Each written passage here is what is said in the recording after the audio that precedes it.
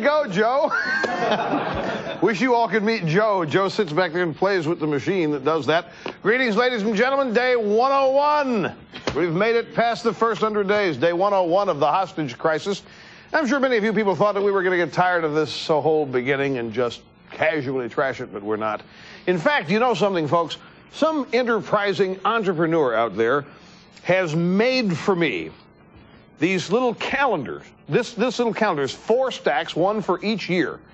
And let me tilt this forward so that you maybe get a better shot of it. Day 101, which is today, and let me turn and read this to you. Day 101, America held hostage 1,360 days to freedom. And it has a picture of the continental United States behind bars is what's tough to see. And if there is a noteworthy event which took place on this particular date, it is so stated. And guess what? April 30th, day 101, is the day Nixon accepted responsibility for Watergate. I didn't know he had done that yet. This is news to me. So anyway, day 101 is here. And we put it here. Now, we can't do our show without the fireplace. This is our fireside chat show. And note again, I am getting up and using my own power to get to the VCRs, not using the remote control. I am exercising. I am engaging in strenuous exercise for me. And I come over here and I will exercise this finger. I will bend over. In fact, you know, I bent over the last time. I seldom bend over forwards in public for obvious reasons. But I did last time to get the exercise having done so, and I got a note from a bunch of chiropractors who said, you bent over the wrong way. You didn't really bend over, you kind of squatted like this. You're going to bend over, go ahead and bend over like such. So I will do it the right way, because I know the power and influence I have. When I do it, people also want to do it, the way I do it. When I say something, people want to say it that way. When I say something about something, there's generally nothing else left to say about it. It's pretty much covered. And I understand all this. I will now bend over properly as such, and then I will exercise with this hand and finger, hit the play button, causing the fireplace to begin. There it comes, remote control romance. It'll be up in just a second. And then to move on to just add some variety, bend over again, hit the play button, and there is our aquarium. Now, folks,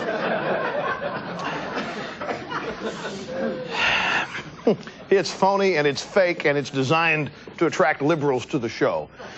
Now, well, it works. It works. Okay, what do we have here? Oh, guess what we're going to do? You know, we decided we had a real problem. Our show on Thursday was the president's first 100 days, and we decided to devote the whole program to that, but it was also the day after Take Your Daughter to Work Day. So we haven't done our take on Take Your Daughter to Work Day. That's coming up on this show. But first off, a couple things I didn't get to show you from the president's first 100 days show that I really wanted to. 2 cuts of Carol Mosley-Braun, senator from Illinois. Moving on up, moving on up. She took to the floor of the Senate on the president's 100th day and proceeded to, I believe, explain her 100 days, what she's done, as though anybody is interested. Take a look at this, folks. It's kind of amusing. Mr. President, as I mentioned, I'm a newcomer. I have paid great attention to what goes on in this chamber. In fact, I'm pleased to report that at the end of my first 100 days as a member of the United States Senate, I had not missed a single vote in this chamber. I have been here. I have tried to learn this body and to work with my colleagues in behalf of fulfilling the president's objective. And my time, I'm afraid, has run out. Thank you very much for your patience, sir. So there it has. I hope you're happy as an American. I feel a lot safer and more comfortable now knowing what she did in her first 100 days, and she's never missed a vote. If we ever need anybody missing a vote, I wouldn't mind if she never made another vote. Just to put it that, I just say that was good humor. Hey, look, this is not, I'm not opposed to the democratic process. I'm just trying to be a little funny. Don't take it so seriously. Now we have another comment from Carol Mosley-Braun. Take a look at this one, folks. It'll be self-explanatory. Time is always relative to the situation that you find yourself in. When you're a child and you're waiting for summer vacation to be over, a day can seem like a lifetime. When you're president of the United States and you're trying to fix an economy that's been broken for the last 12 years, a day can be a lifetime. Oh, that's really pithy. Oh, let's put that in Bartlett's 100 quotations and save it forever. What brilliance. Did you know what she said? When you're a child waiting for summer vacation to be over, a day can seem like a lifetime? Or is that what she should have said? No, when you're a child waiting for summer vacation, period, a day can seem like a lifetime. Oh, well. Now, I found something else, too. There's a catalog out there, and I've been sent this catalog before, but I've not seen this particular picture in it. Its catalog is called Ambassador. There's a woman, the thing they're selling here is the little deal you attach to the book to light the book up so you can read it at night. Now, look, that's my book, but look what they've done to my name there. Look at that. They've turned that into Russian. Have they not? I don't know. It's more than reverse. It's really weird. Now, do you have a wider shot? Because I thought Joe was going to make it look like I was the one in bed next to her. Did he do that? He didn't do that? Oh, that's too bad. Now, no. I mean, it would have been funny. I'm not sitting here dreaming. Don't misunderstand. Ladies and gentlemen, Jack Brooks is a Democrat from Texas. He's the chairman of the House Judiciary Committee. They have been conducting hearings into the federal government's actions in storming the compound in Waco, Texas. During a break, the chairman, Jack Brooks, got up and went to the two witnesses testifying, and I think these guys are from the Bureau of Alcohol, Tobacco, and Firearms. This is hilarious. This is the guy. This is the head of the Judiciary Committee. There's no bias in these hearings, you think? Couldn't be any bias here. They're absolutely objectively pursuing the truth. Nobody has their mind made up. No, they're here to gather information. Why did we do it that way? Why did we not do it that way? Let's find a way to do it the right way the next time. Here is the chairman in a break at these hearings. Take a look. Higgins, you know what I'd have done? The first night, I'd have run everybody off. Quietly put a bomb in that damn water tank. Put tear gas in there. If they wanted to shoot, kill them when they came out. If they didn't want to shoot, put them in a paddy wagon. It's been over by 12:30. That's what Brooks was doing. I'll tell you what I'd do. I'd put a damn bomb in that water tank. And then I'd put tear gas in there, and those people would be out there at 12:30. If they weren't, we put them in a paddy wagon. If that don't work, we shoot them. They'd be out there by 12. That's what Brooks would do. That's the chairman. This is the chairman, supposed to be objective in a fact-finding role. Oh, put that one. That's going to be in our Christmas highlight reel. We'll be back with the rest of our show right after this.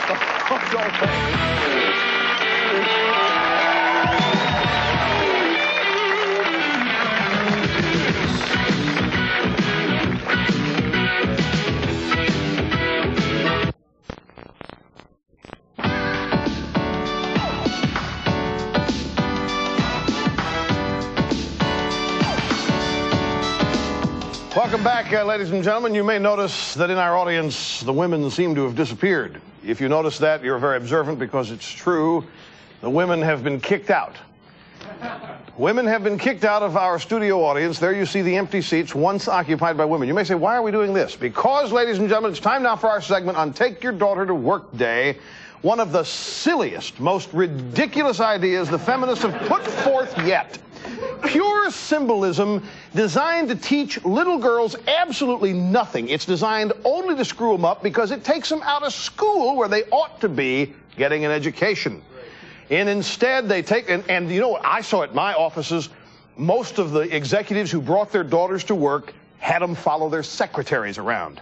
They did. They did not let them follow themselves around. They had them follow their secretaries around. So to make things fair, in the greatest liberal tradition, to make things even, we've kicked all the women out. Only the men are going to be able to watch our presentation of Take Your Daughter to Work Day. We went out, we asked some people on the street, what do you think of it? Are you going to do it? Here's what they said. Gloria Steinem and the Ms. Foundation have declared today the National Take Your Daughter to Work Day, and I'd like to know how you're participating. Well, I'm not participating myself, but now that you've reminded me that it's this day, I'm absolutely thrilled. I think that this is a good opportunity for both girls and boys to see that there are a lot of openings and options for women in the workforce. We went to the play a little room, and we got a pen and everything, and we learned about what they do there with the magazines and everything. It seems like it's more of the executive and the corporate types that are bringing their daughters to work, and not so much the janitorial or the street cleaners. I've noticed that. I work for a bank, so this gives her exposure to how Daddy, in this case, spends his time during the day at work, and hopefully gives her a sense of what women can do in this field. What'd you think of it, hon? It was fun. I enjoyed it. What'd you learn?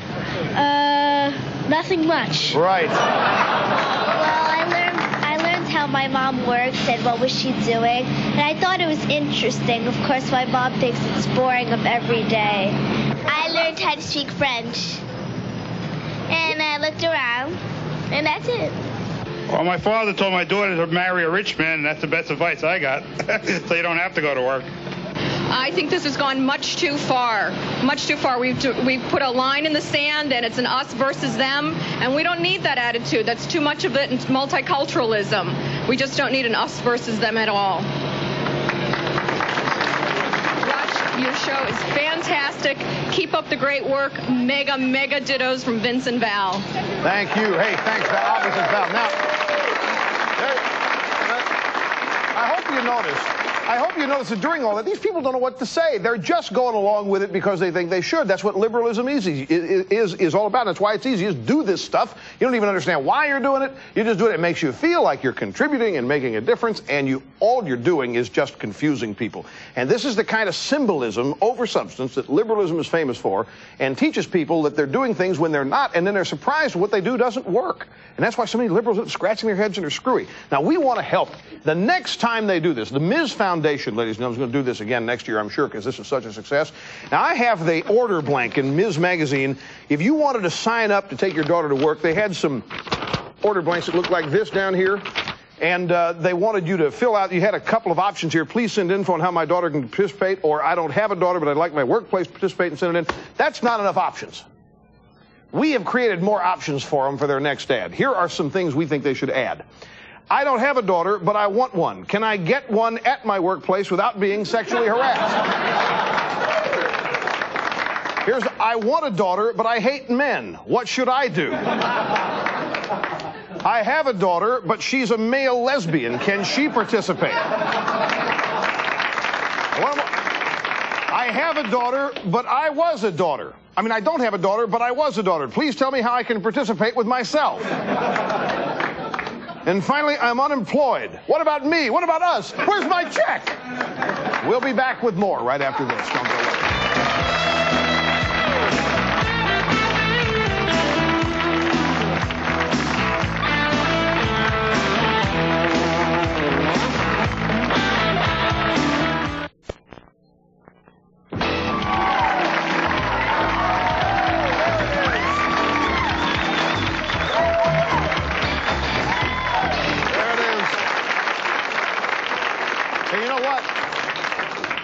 I'll tell you something, that is true. That is accurate, folks. That is the way it was when I was married. Oh, the good old days. All right, we have some viewer videos. We always do this on our Friday night our fireside chat show. So it's not Friday in some cities when this show is airing now, so don't be confused. First, we have a viewer video that's been sent in from Siberia. Take a look. Tell me, what do you think of Rush Limbaugh? Rush Limbaugh, нам очень нравятся его книги Советском Союзе. У меня даже есть его книга. No, English. We like Rush Limbaugh here in Russia. We get to read much of his books, and he's also got some interesting points of view. And can I ask you a question? Yeah. Here in Russia, we are going through a lot of hardships and difficulties on our way to capitalism. But it seems like in America, you started moving over to socialism. And is President Clinton a socialist? And how about her husband, Bill?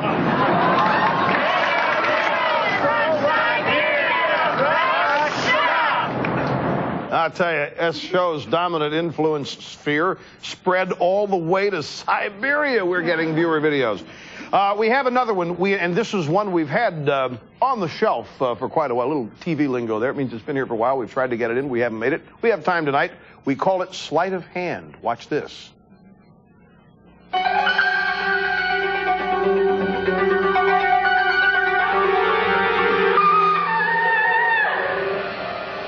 Ronald Reagan and George Bush promised us change in America, and we had it. They pulled us from the raging economic fire left by Jimmy Carter to unprecedented economic growth and prosperity. Bill Clinton has promised us change as well. He's promised to raise taxes on only the wealthiest of Americans. If Bill Clinton raises taxes on any American, if he punishes prosperity and all those who aspire to it, it is change in the wrong direction. Change that will cost America dearly. Bill might make us laugh. More than likely, he'll make us cry. And with his political sleight of hand, you can kiss your hard-earned money bye-bye. Hey, you know what? I think that would be a good commercial for the Republican National Committee to do their own variation of. We got some phone calls on the other side of the break, so stay with us. Right back.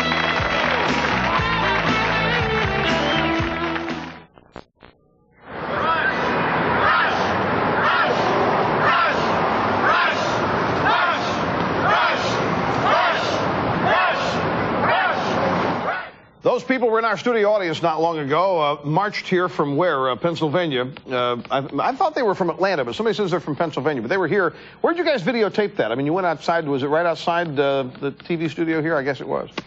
Anyway, we got to go grab a phone call real quick. Somebody here from Fairfax, Virginia. Sally, hi, welcome. You're on with the Doctor of Democracy. Hello. Hello. Mega English Dittos from Fairfax, Rush. Thank you. Thanks very much for calling. Rush, I feel as a mum at home and a homemaker that I'm in as much danger of extinction as a spotted owl at the moment. Because with the Mother-Daughter Day on Wednesday, we were totally excluded. I thought it was just going to be, when I first heard of it, a nice day like Mother's Day, and then when I looked into it more, I thought it was just feminist propaganda, and young girls are not being told that there is something else out there, and I believe, in my personal opinion, that motherhood is one of the best professions, and it has the greatest rewards. Well, I couldn't agree with you more. I think you deserve a hand on that. And folks, I'll tell you, she has an excellent point. I want to say one thing, if I can get this all in before we run out of time here. There are a bunch of natural differences between men and women that no matter how much the feminists try, they're not going to be able to change. And one of these natural differences is the fact that a woman at age 30, if she hasn't had a child, begins to feel the ticking of the biological clock. And if she wants to have a child at that point, she's got to make the decision in our society today. A woman has a lot more freedom in the workplace today than a man does.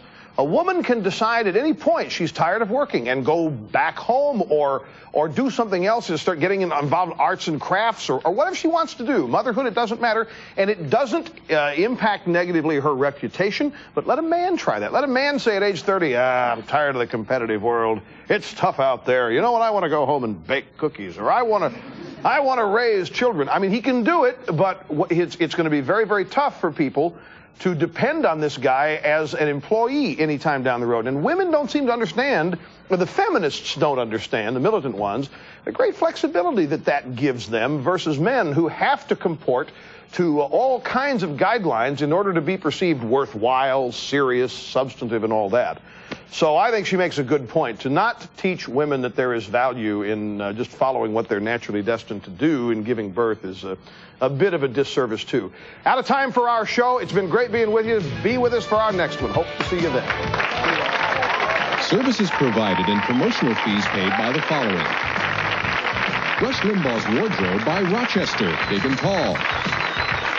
Send your Rush video to The Rush Limbaugh Show, 515 West 57th Street, New York City, New York, 10019.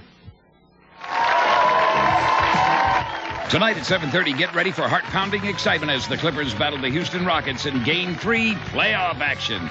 Then catch all of today's real news with Ross Becker and Vicky Liviakis at 10.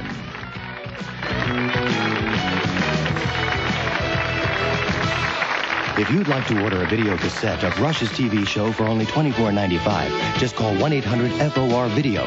For a transcript, send $5 to Burrell's Transcripts, Box 7, Livingston, New Jersey, 07039, or call 1-800-777-TEXT.